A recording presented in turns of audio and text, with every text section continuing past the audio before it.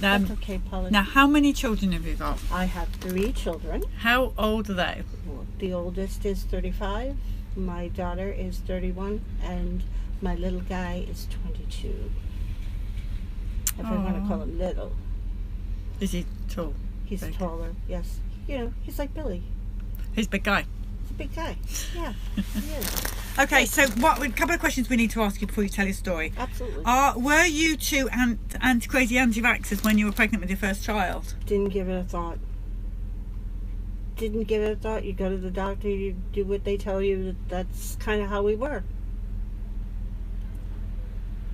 Okay, so tell us what happened. Tell us, how you got to where you are now. I'm going to let you do. She's got some important documents. How did I get here? Well, I knew nothing. I fully vaccinated my first 2 children.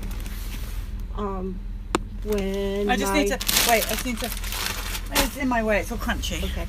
Okay, When my daughter was 10, I had my 3rd child, and it wasn't a pretty pregnancy. It was a tough pregnancy. I was close to 40. There we go.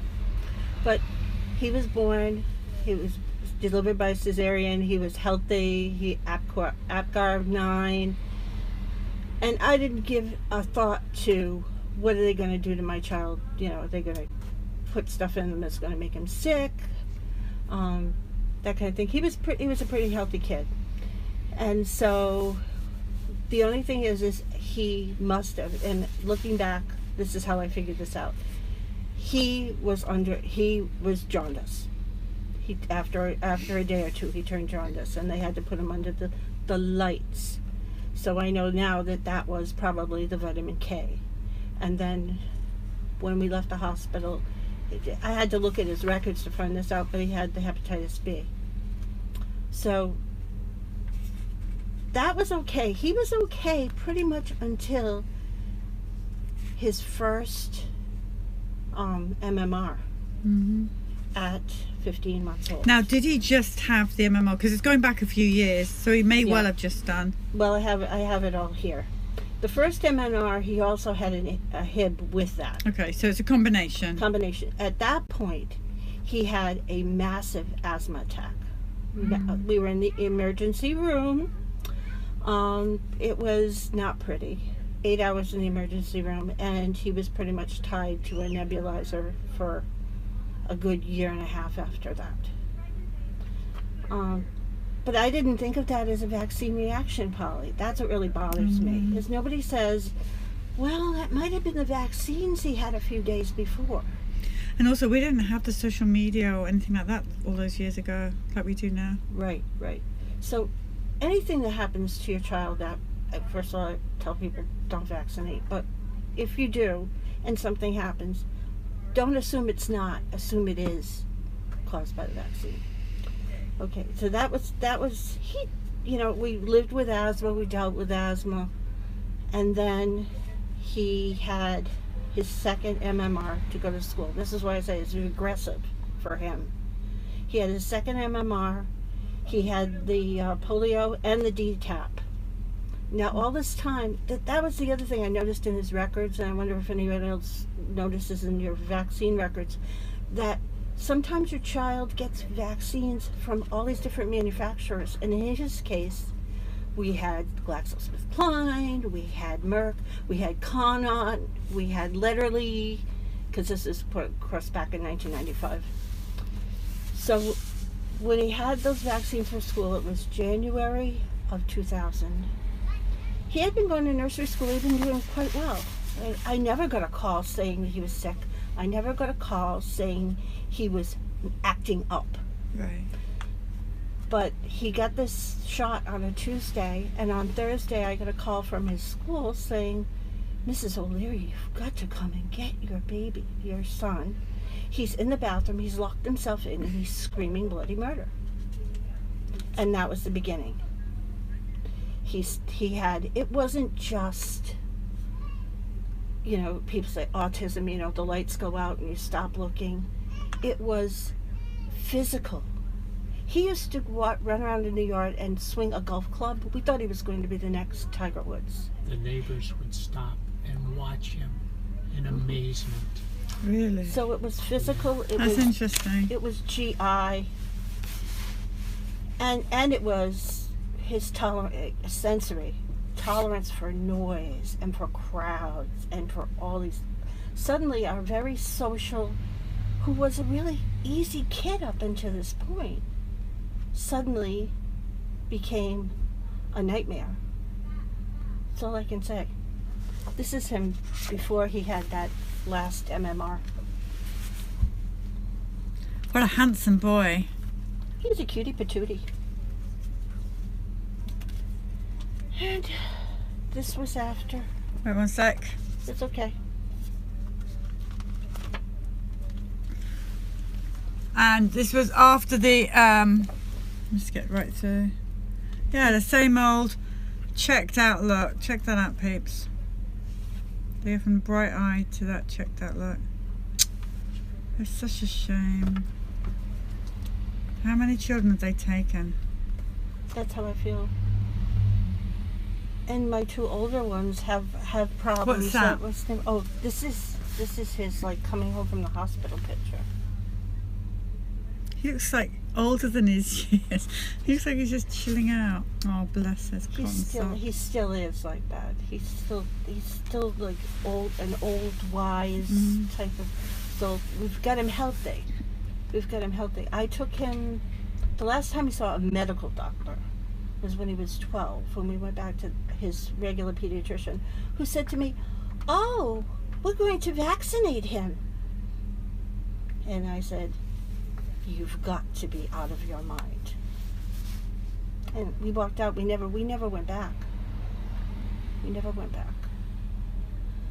But in between the time of the reaction and that 12-year-old visit, we went through the GI clinic. We went through all the medical stuff. And I feel badly for what I put him through. And then finally I found a Dan doctor, a naturopath who was a Dan doctor. And she cleaned his gut. And he started to get better. And of course we vacuumed his diet. And today he's very, very physically healthy and strong again. Describe a day in the life of him. Right now, he's kind of like Billy. He kind of goes his own way. He's on the computer. He doesn't watch Teletubbies. His level that is a little higher than that. But he'll play video games. I give him chores to do. He does do them. He can cook. I homeschooled him from the time he was 13. Yeah. And he can cook and he can clean. He vacuumed for me today while I wasn't there, so there we go. He washes his own clothes. I mean, I feel very lucky, Polly. I really do. He can... Tell everyone what age is he? He's 22. He's 22. He's 22, peeps. Yeah, he's 22. But his tolerance for what we consider social life and crowds and... Does he have friends? He does online, and he has, but he has met them in person as well. So, yes, he has a few. He had some friends when he was in high school age. He had some friends from when he was a child. And every single one of them had an issue.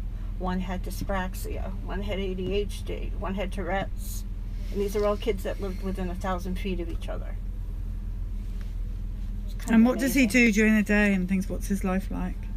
Well, he's kind of a night owl, so he gets up late in the day, comes and makes his breakfast, sees if it's Wednesday, it's trash day, he does trash. So he lives at home with you He doing lives that? at home with us. Does he get out at all? Oh, yeah. Yeah, he does go out with us. And what have you got planned for his future? Well, he's probably... I really don't know. He's still improving, I feel. He's still improving for somewhat. But we also have his sister who's developed brain problems in her 20s, and she's back living with us. And he takes care of his sister. Because so she what's has happened to seizures. his sister? What's going on? She has what they call idiopathic, I hate that word, idiopathic intracranial hypertension.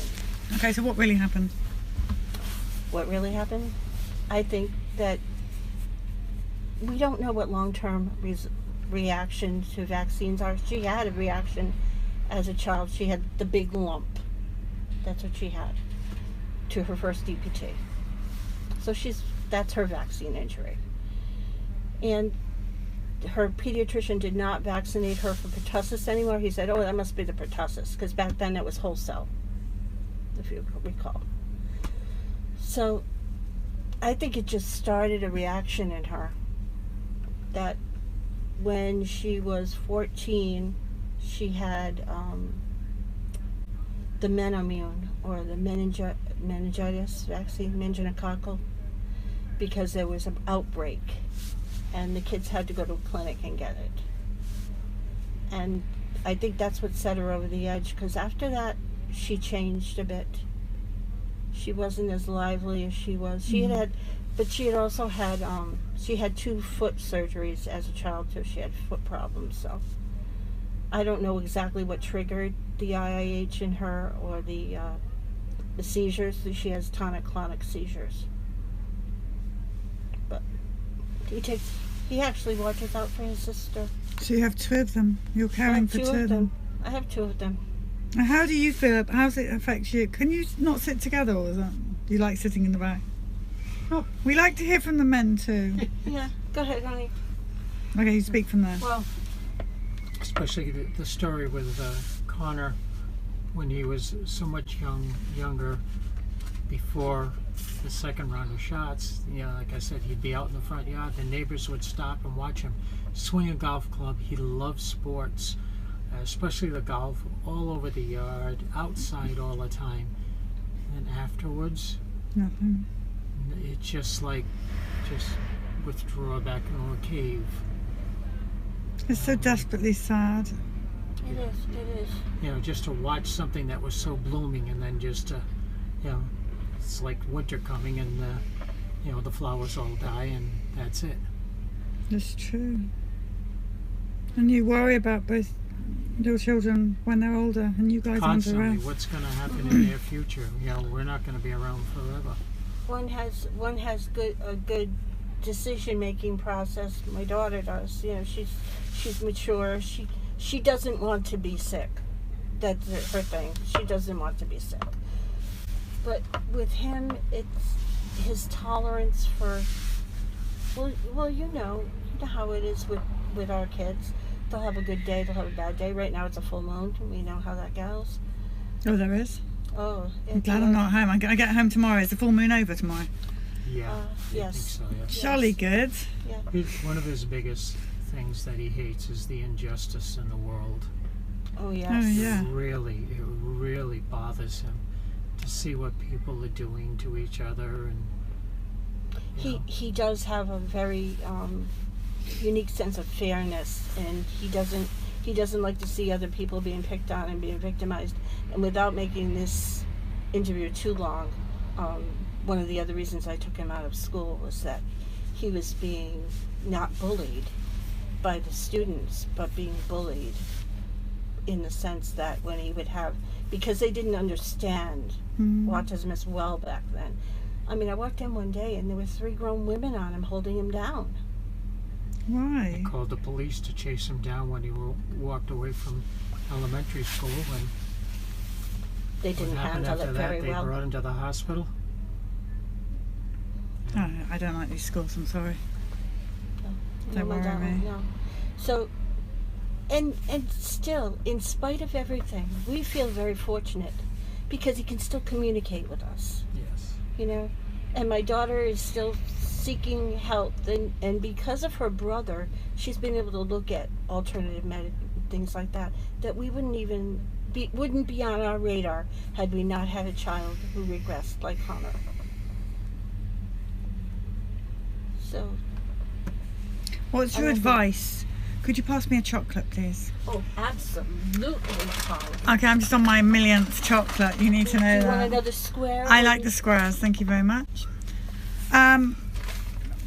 What's your advice to other people? You know, there's a lot more information out there now than there was when I was a young mom.